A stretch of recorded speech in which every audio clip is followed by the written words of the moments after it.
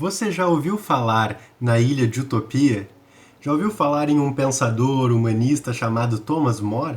Pois é, hoje nós vamos conversar sobre este livro aqui, do pensador Thomas More, chamado A Utopia. E no final do vídeo eu gostaria de saber se você moraria na Ilha de Utopia. Então, vem comigo!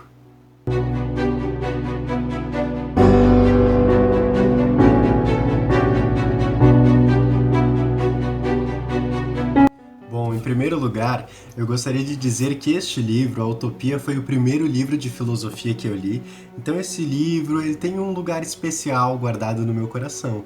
E em segundo lugar, eu gostaria de te recomendar um filme, que é um filme de 1998 que se chama Para Sempre Cinderela. E nesse filme nós vamos ver algumas citações a este livro de Thomas More. Nós vamos dividir o nosso vídeo de hoje em algumas partes. Na primeira parte, nós vamos conversar sobre o livro 1, que é a parte inicial do livro, obviamente, onde nós vamos ver uma conversa entre três personagens, e uma dessas personagens é o próprio Thomas More. Na segunda parte, que é a segunda parte deste livro, que se chama Livro Segundo, o segundo livro da Utopia, é onde nós vamos encontrar a descrição da Ilha de Utopia. E nessa segunda parte, nós vamos utilizar algumas categorias para facilitar o nosso entendimento sobre a ilha. Nós vamos separar em localização, em economia, em política, sociedade e cultura. Nós vamos começar então pela primeira parte. Então, na primeira parte da obra, no livro 1, nós vamos encontrar um diálogo entre três personagens. O próprio Thomas More, um sujeito amigo de More chamado Peter Gillis e outro chamado Rafael, que é aquele que fará a descrição da Ilha de Utopia. Mas antes de tudo, é primeiro necessário que a gente compreenda quem foi Thomas More, já como ele é tanto o autor como o personagem da obra. Thomas More, ele foi um pensador, humanista, ou seja, aquele período de transição de um mundo teocêntrico para um mundo antropocêntrico, onde as pessoas estão parando cada vez mais de serem metafisicamente dirigidas, uma sociedade de intelectuais que vai cada vez começar a pensar, a criticar mais a escolástica da Idade Média, vão começar a surgir críticas à igreja. Então Thomas More, assim como um outro grande amigo seu que nós iremos conversar sobre ele em outro vídeo, que é o Erasmo de Roterdã, nós vamos ver que eles vão estar bem nessa faixa de transição, onde as pessoas estão cada vez criticando, abrindo mais os seus olhos para as instituições religiosas da sua época e na transição, então, entre as profundas revoluções que vão acontecer, como, por exemplo, a Reforma Protestante. Thomas More, ele foi advogado, mais tarde ele foi chanceler do Henrique VIII, e é aí que as coisas ficaram um pouquinho mais complicadas para More. Porque o Thomas More ele não concordava com muitas das atitudes do Henrique VIII. Tanto que o Henrique VIII, ele tinha o objetivo de desfazer o seu casamento com a Catarina de Aragão e tinha o objetivo de casar-se, de consorciar-se com a Ana Bolena. E o Thomas More, digamos que ele não foi muito simpático a isso, ele já não era simpático com o rei em muitas coisas, mas até então o rei não tinha lá um grande motivo para se desfazer de More. Mas então houve alguns boatos, houve algumas fofocas de que talvez More estivesse dizendo por aí que o parlamento, já que More fazia parte do parlamento inglês, que o parlamento não poderia permitir que os caprichos do rei fossem atendidos. E um desses caprichos seria fazer do rei a cabeça da igreja, por exemplo. E aí o rei considerou essa atitude de More como uma traição. E More foi condenado à morte e ele foi decapitado. Mas isso é apenas um breve resumo biográfico da sua vida. O que importa é nós sabermos então o papel de More dentro dessa primeira parte do livro da Utopia. E nós vamos ver que nessa primeira parte, nesse diálogo entre essas três personagens, nós vamos ver que vai ter ali diversas críticas à Inglaterra. Só que a gente pode pensar, como é que o More conseguiu fazer essas críticas à Inglaterra? Sem ser preso, sem ser morto, a gente sabe que depois ele foi morto, mas sem ser morto antes do tempo. É interessante que toda a crítica que ele fazia à Inglaterra, à corte, ao alto clero, tudo isso ele colocava na boca das outras personagens, de modo que ele não fosse o responsável por aquelas falas, tanto que em vários momentos ele tenta rebater os argumentos das outras personagens, mas que hoje nós sabemos que provavelmente essas outras falas correspondiam sim ao seu pensamento. Então More, através dos outros personagens, vai tecer diversas críticas à Inglaterra, falando sobre as condições que as pessoas viviam, falando sobre a pobreza, inclusive uma parte que eu gosto muito da obra, que se encontra logo no início, É uma fala que existe em relação à pena de morte. Porque na Inglaterra, as pessoas que roubavam, por vezes, eram condenadas à morte. E ali nós vemos uma crítica muito interessante em relação a isso. Aonde More fala, através dos outros personagens, obviamente, que muitas vezes o indivíduo é criado em condições extremamente precárias, tem uma vida completamente difícil e isso acaba fazendo com que exista uma chance maior dele cair na vida do crime, do que ele precisa roubar para sobreviver, para se alimentar. Então, a sociedade não pode culpabilizar estes indivíduos se eles estão apenas tentando sobreviver, ou se eles foram criados em um meio que fez com que eles fossem propícios a isso. Olhem só como essas críticas, concorde você ou não com elas, servem para a nossa sociedade hoje. Hoje nós vivemos em uma sociedade extremamente desigual, onde pessoas são criadas em meios completamente degradantes e muitas vezes acabam caindo na vida do crime. Não que isso seja um fator determinista, nós também não podemos ser deterministas. O próprio Sartre fala que nós não podemos utilizar isso, a nossa vivência, a nossa criação, a nossa história, como um fator determinante da nossa vida. Isso seria agir de má fé, de acordo com o Jean-Paul Sartre. Mas é entender que existe sim uma grande tendência do indivíduo criado nesses meios cair sim na vida do crime. Isso é uma questão estatística que o próprio More já levantou nessa época, falando que a sociedade não poderia responsabilizar completamente essas pessoas que tentavam sobreviver através dessa forma, porque o meio muitas vezes impulsionou elas a isso. E é interessante também que numa outra parte da obra, o More vai colocar ali no livro uma frase muito interessante, que é aquela que geralmente a gente ouve na escola, nos estudos para o vestibular, que é aquela que diz o seguinte: na Inglaterra, os carneiros devoram os homens. Olhem só que interessante. Geralmente a gente pensaria o contrário, né? Os homens se alimentariam dos animais. E aqui ele fala, não, os carneiros comem os homens na Inglaterra. E aí More estava fazendo referência a algo que estava acontecendo na Inglaterra, que eram os cercamentos, onde os camponeses eram retirados das terras comunais, aquelas terras que eram coletivas durante a Idade Média, eles eram simplesmente tirados dali para darem lugar a propriedades privadas, de acordo com a ascensão da burguesia que estava acontecendo, e muitas vezes aqueles lugares onde antes eram habitados por camponeses estavam agora sendo habitados por rebanhos de carneiros, por exemplo. Por isso a fala de More, fazendo já uma referência a essa desapropriação, essa despropriação dos moradores das suas moradias, os camponeses mais propriamente, para dar lugar a carneiros, para dar lugar a propriedades privadas. Então, essas são apenas algumas das críticas, existem muitas outras. Eu convido você para ler a obra de Utopia, porque é uma obra que a gente lê ela extremamente rápido. Você pode ver que o livro é extremamente fininho, então a gente consegue ler ela em um período muito curto de tempo. Vamos conversar então sobre a segunda parte da obra, que é onde nós vamos ver a descrição da Ilha de Utopia. Mas em primeiro lugar, o que significa a palavra utopia? A palavra utopia vem da palavra utopus, aonde o U teria um sentido de A, de negação, e topos, de lugar. Então seria um lugar inexistente, um não lugar, um lugar que não existe. Como nós dissemos, nós vamos separar em algumas categorias para nós compreendermos melhor a Ilha de Utopia.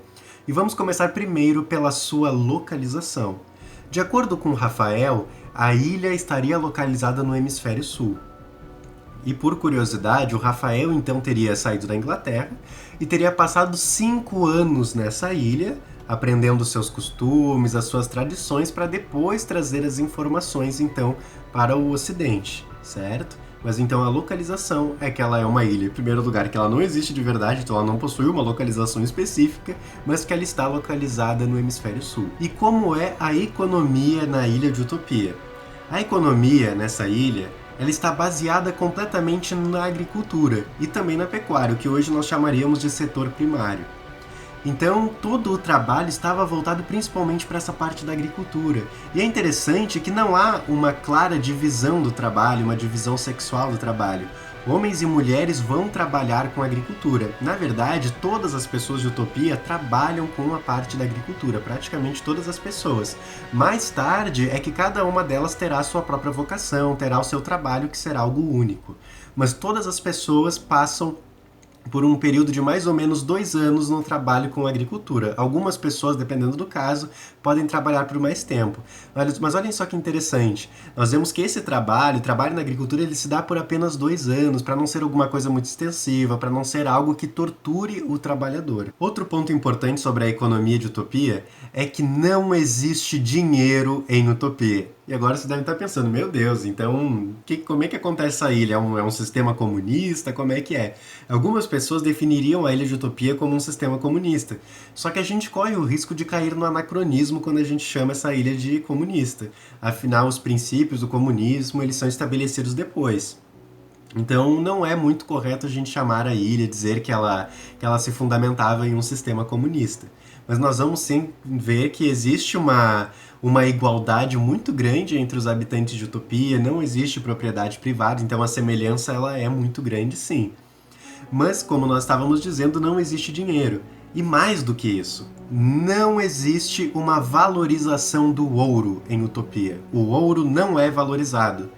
Afinal, eles pensam, e olha só como é interessante como o Mora ele elabora um raciocínio lógico para mostrar como o ouro ele não é importante. Porque ele fala, o ferro é algo muito mais útil, que tem um valor muito mais prático, pragmático do que o ouro. Se a gente for parar para pensar, o ferro tem 1001 utilidades que o ouro não tem. E além do mais, que o ferro ele não é tão fácil de encontrar assim na Ilha de Utopia, então ele acaba tendo um valor muito grande. E só para vocês terem ideia de como o ouro ele é desconsiderado nessa ilha, os objetos de bebês são feitos de ouro e de joias. Então as coisas de criança são feitas de ouro, os pinicos são feitos de ouros. Os objetos que os escravos, e olhem só que interessante, existem escravos na Ilha de Utopia, então vocês podem ver que mesmo uma cidade perfeita ela vai obedecer ao tempo, à época em que ela é concebida. Inclusive o Bertrand Russell ele fala muito sobre isso nas suas obras. Mas a gente vai ver então que o ouro ele vai estar presente até em objetos de escravos, para mostrar que ele não é valorizado. Inclusive é uma cena bem engraçada no livro onde chegam alguns estrangeiros à Utopia e eles estão usando roupas extravagantes, cheio de joias, cheio de ouro, e as crianças começam a rir deles. E eles perguntam para a mãe, por que eles estão usando coisas de crianças? E aí a mãe diz, né, que provavelmente eles eram alguma espécie de bobo da corte. Então não existe dinheiro em Utopia, não existe ouro no sentido comercial. Inclusive, eles até estocam ouro para depois utilizarem em alguma relação internacional, com países que aí sim valorizem o ouro, mas eles não valorizam. Afinal, tem uma parte do livro que diz que se o ouro fosse tão importante, Deus teria feito ele abundante, assim como outros minérios. E sobre a política em Utopia? Bom, em primeiro lugar, é preciso dizer que a Ilha de Utopia ela é composta por várias cidades, tendo uma cidade principal no meio. Em cada cidade nós vamos ter diversas famílias, em torno de 30 famílias, e cada uma dessas famílias terá o seu voto em um intendente ou controlador de distrito. Acima desses intendentes também terá um magistrado. Esses intendentes eles irão votar no prefeito, e esse prefeito, assim como o príncipe, terá um cargo vitalício. Mas o que realmente nós precisamos saber é que, com base nisso tudo, nós vemos que a democracia que existe em Utopia, porque é um governo democrático, é uma democracia representativa, como acontece hoje no Brasil, onde não são as pessoas que tomam as decisões diretamente, mas são escolhidos representantes para isso. E é interessante, então, que os governadores, que os prefeitos e que o príncipe possuem um cargo vitalício, a menos que eles queiram instaurar uma ditadura ou um governo tirânico. Olhem só que interessante a visão já que eles traziam contra regimes opressores. E como funciona então a sociedade em Utopia? Como nós dizemos, é uma sociedade extremamente igualitária, então todas as pessoas terão os mesmos direitos e os mesmos deveres praticamente. Nós vamos ver que todas as vestimentas, todas as roupas, salvo as masculinas e femininas que vão ter poucas diferenças, mas todas elas são praticamente as mesmas. Então as vestimentas são iguais. Todas as pessoas têm acesso à residência e, inclusive, não existe algo tão formal em relação à família como existe nas sociedades hoje. É muito comum, por exemplo, quando excede um número em uma família, as pessoas serem transportadas para uma outra família. Às vezes a gente pensa assim, nossa, que estranho isso, mas quando a gente lembra da República de Platão, que nós também podemos considerar uma utopia, houveram outras utopias antes de Thomas More, é importante nós deixarmos claro isso, também nós vamos ver um pouco dessa ampliação da ideia de família, onde todos seriam irmãos, por exemplo, os filhos chamariam todos os mais velhos de pais, de mães também, certo? Outro ponto importante que nós vamos ver é que, como nós dissemos no início, todas as pessoas então trabalham com a terra, mas depois elas são ensinadas a um ofício especial que será apenas seu. Nós vamos ver também que a jornada de trabalho diário, Olha só, a Revolução Industrial tinha muito a aprender com Thomas More. Tinha apenas 6 horas de trabalho diário. As pessoas trabalham apenas por 6 horas no máximo na Ilha de Utopia. Existe um longo tempo para lazer, ou seja, para o indivíduo fazer coisas que ele goste, se dedicar às artes, por exemplo. O jantar também possui seu horário. Existem horários muito bem distribuídos, é uma vida extremamente bem organizada onde o indivíduo pode trabalhar, mas ao mesmo tempo não é um trabalho que o tortura, que o explora, como nós vamos ver em um sistema capitalista, mas é onde, além dele ter a sua vocação, um trabalho onde ele vai se sentir pertencente àquele trabalho, não vai ser um trabalho alienado, vai ser um trabalho que não o explora, visto que ele vai ter também longas horas de lazer durante o seu dia. Olhem só, por este lado deveria ser muito bom morar em Utopia.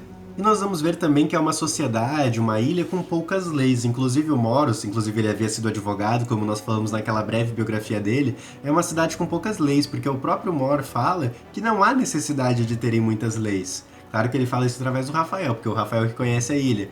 E ele até faz uma crítica, né, falando sobre como as leis hoje em dia são longas, hoje em dia naquela época, mas se a gente for olhar não mudou muito. Como as leis são longas, os indivíduos ficam tanto tempo tentando entender o que está escrito nelas, e muitas vezes isso acaba servindo até para algum jogo de interesses para aqueles que sabem interpretar melhor a lei. Olhem só que críticas interessantes que ele faz para a legislação da sua época. Ainda sobre as sociedades, falando agora sobre as famílias. Nós vamos ver que as famílias elas são bastante patriarcais, então é sempre o pai, é sempre o homem mais velho que vai tomar as suas decisões. No casamento, nós vamos ver que o adultério é um crime muito grave. A pessoa que comete adultério depois, ela não pode se casar com outro sujeito. Então nós vamos ver ainda que o machismo, apesar de talvez ser um pouco anacrônico, visto que naquela época o machismo ele era algo extremamente comum, mas nós vamos ver que ele influencia assim, muitas das relações familiares na cidade, na ilha de Utopia. Sobre a sociedade ainda, para nós entendermos essa questão dos escravos, porque afinal existem escravos na Ilha de Utopia, geralmente as pessoas vão se tornar escravas por causa de crimes cometidos. Então a pessoa cometeu algum tipo de crime e ela acaba se tornando escravo. Ou também por prisioneiros de guerra, apesar de que as guerras são extremamente raras em Utopia. É importante dizer também que nem todas as pessoas se dedicavam ao trabalho. Existia a classe trabalhadora, mas também existia uma classe de pessoas que geralmente acabavam indo por este outro caminho por alguma sugestão, por algum conselho sacerdotal, que eram pessoas que então dedicavam a sua vida apenas aos estudos, apenas à erudição. Então havia essa classe de trabalhadores que acabavam tendo uma vocação especial depois de trabalharem no campo, e essa outra classe de estudantes que eram as pessoas que gostariam de se dedicar então às ciências. E sobre a cultura em Utopia, nós vamos ver que, assim como aconteceu no Ocidente, Utopia também desenvolveu as suas filosofias, os seus pensamentos filosóficos, que em alguns pontos eram semelhantes às filosofias desenvolvidas no Ocidente, e em alguns pontos destoavam um pouco, mas eles elaboraram também o seu próprio pensamento filosófico. Nós vamos ver que era uma sociedade um tanto hedonista, não no sentido tão extremo, como nós vemos hoje, talvez em alguns tipos de pensamento, aquela pessoa que apenas busca prazeres de forma desenfreada, não é isso. Aqui o hedonismo ele vai se manifestar como uma valorização do prazer, mas não de qualquer e todo prazer, mas de prazeres específicos. Então nós vamos ver que eles vão aceitar, eles não vão ter aquele repúdio que muitas vezes predominou no pensamento religioso durante a Idade Média, de repudiar o mundo, de repudiar as coisas que são materiais, os sentidos materiais, as sensações. Eles vão trazer uma valorização do prazer. E aí provavelmente nós já vemos um pouco uma crítica em relação a esses dogmatismos, em relação a essa vida asceta, essa vida ascética que tenta se distanciar do mundo em que nós vemos em muitos religiosos. Provavelmente era uma crítica que Thomas More estava fazendo.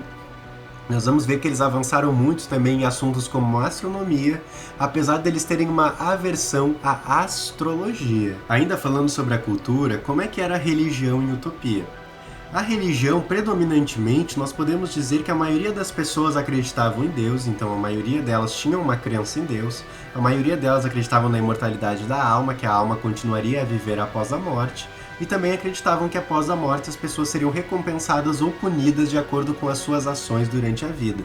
Só que é interessante E aí a gente já vê como existe sim um clima maior de tolerância já em relação a esse período. Obviamente que depois vai crescer muito a intolerância com a reforma protestante, com a contra-reforma depois, mas nós vemos que é uma tentativa de tentar acalmar os ânimos. Então muitos pensadores, mais tarde John Locke também vai fazer isso com seu tratado sobre a tolerância, falando sobre a liberdade de crenças. Então Thomas More ele vai dizer que na Ilha de Utopia são permitidas todas as crenças. Então, a pessoa ela pode ter a religião que ela quiser, desde que não prejudique a outrem. Menos se a pessoa for ateu. Na verdade, a pessoa ela até pode ser ateu, ela pode ser adepta do ateísmo, mas essas pessoas elas geralmente são desprezadas em Utopia. E o argumento que o Thomas More utiliza na obra é que essas pessoas, sendo ateus, elas não esperam nada depois da morte, e portanto elas agiriam da forma como elas quisessem, de acordo com os seus interesses. Inclusive, existe algo muito parecido quando Locke e quando Voltaire fala, na verdade, sobre o seu tratado sobre a tolerância. Eu falei que era o John Locke, que era o autor, mas desculpa, eu errei. O Voltaire, no seu tratado sobre a tolerância, ele fala lá nas últimas partes que o ateu ele merecia morrer, ele merecia a pena de morte. Então nós vamos ver que os ateus eles não eram muito respeitados, as pessoas não tinham muita tolerância com os ateus nessa época, certo? Então, mas é interessante que os próprios ateus, eles eram motivados, eles eram estimulados a debater as suas ideias com as pessoas, com os utopienses, de modo aos próprios utopienses que tinham alguma crença poderem reforçar mais ainda os seus argumentos, as suas crenças, debatendo com essas pessoas que seriam ateus. Mas os ateus então eram desprezados, apesar de que há uma liberdade de outras crenças, de outras religiões na Ilha de Utopia. Então, um breve resumo do nosso vídeo. Nós vemos então que na primeira parte há um diálogo entre aquelas três personagens, são feitas críticas à Inglaterra. Inclusive é interessante, né? Porque o Thomas More escreve um livro que é a utopia, ele escreve um lugar que não existe. Se ele escreve um lugar que não existe, um lugar idealizado, um lugar perfeito, é porque provavelmente o mundo real, o lugar onde ele vivia, estava com problemas. E até hoje a gente pode pensar, né, qual é a utilidade da obra Utopia? Inclusive essa pergunta, quem responde ela é o Eduardo Galeano, ele traz umas respostas bem interessantes como historiador, e ele diz que a utopia ela serve exatamente para fazer com que a gente caminhe, para fazer com que a gente caminhe mais, porque a utopia ela tá lá no horizonte, a gente dá um passo, ela se afasta um passo, a gente dá 2 passos, ela se afasta mais 2. Parece que a gente nunca vai conseguir alcançar essa sociedade ideal, essa sociedade perfeita, mas é para isso que ela serve, para fazer com que a gente não pare de caminhar. Na segunda parte, então, da obra, nós vemos aquela descrição da Ilha de Utopia que nós comentamos, e eu deixo para você aquela pergunta: você moraria na Ilha de Utopia? O Bertrand Russell, autor deste livro aqui, A História da Filosofia Ocidental, são uma série de 3 volumes, ele vai fazer uma crítica, e que eu também tive assim, esse mesmo pensamento quando li a obra. De fato, há muitos pontos positivos morando em Utopia, mas nós vamos ver que não há muita diversidade. E essa diversidade ela faz falta na vida do indivíduo. O ser humano ele tem uma ânsia por inovações, por aquilo que é diferente. Ali nós vemos que tudo é igual, as casas são iguais, as roupas são iguais, tudo é igual. Então fica esse pensamento. Mas eu quero saber de você. Você moraria em Utopia? E se você gostou do vídeo, deixe o seu like, se inscreva, ative o sininho e compartilhe com outras pessoas. Fica para você essa reflexão e o convite para ler a obra, esse livro que foi o primeiro livro de filosofia que eu li, que eu tenho um carinho muito grande, que é o livro A Utopia, de Thomas More.